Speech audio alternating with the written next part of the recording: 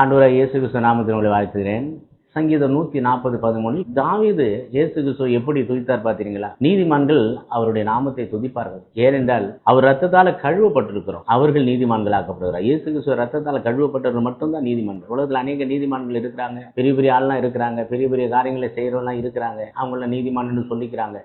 இயேசு ரத்தத்தால கழுவப்பட்டவர்கள் மட்டுமே நீதிமான்கள் என்று வேதம் சொல்லுகிறது. அது மட்டுமல்ல, செம்மையானவர்கள், சரியான அறிவு உள்ளவர்கள், சரியான ஞானம் உள்ளவர்கள் தான் அவர்களிடத்துல வாசம் பண்ண முடியும். சிந்தனையை சிதற பண்ணுகிறது, தீமையான காரியங்கள் நினைத்து கொண்டிருப்பது, தீமையான காரியங்களை பேசுவது, ஆனால் பேசுவது போல பேசிவிட்டு நான் தான் பெரிய ஆளு அப்படின்னு சொல்றது அல்ல. செம்மையான இருதயம் கொண்டவர்கள் மட்டும்தான் அவரோடு நாம் இணைந்து செயல்படும் வாசம் பண்ண முடியும் என்று ஆண்டவர் விரும்புகிறார். அதே போல ஆண்டவரிடத்துல வாசம் பண்ணுவோம், அவருடைய நாமத்தை துதிப்போம், அவரை கூப்பிடுவோம். முதல்ல கூப்பிடுவோம், எசப்பா என்னோட வாங்க, என்னோடு பேசுங்க, என்னோடு இடைப்படுங்க, நீங்க தான் என் தெய்வம், நீங்க தான் எங்க மீட்பர், நீங்க தான் என் ரட்சகர்னு சொல்லுங்க. அவர் துதிக்கும் பொழுது அவர் உங்களோடு இருந்து உங்களை ஆசீர்வதிக்கும். அவருடைய சமூகத்துல நீங்க வாசம் பண்ணும்போது எல்லா காரியத்திலையும் அவர் நிறைவேற்றுவார். ஆண்டவர் உங்களை ஆசீர்வதிக்கும், ஆண்டவர் உங்களை பலப்படுத்தும், ஆண்டவர் உங்களை பாதுகாக்கும். அவர் சமூகத்துல வாசம் பண்ணுங்க. கர்த்தர் உங்களை ஆசீர்வதிக்கும்.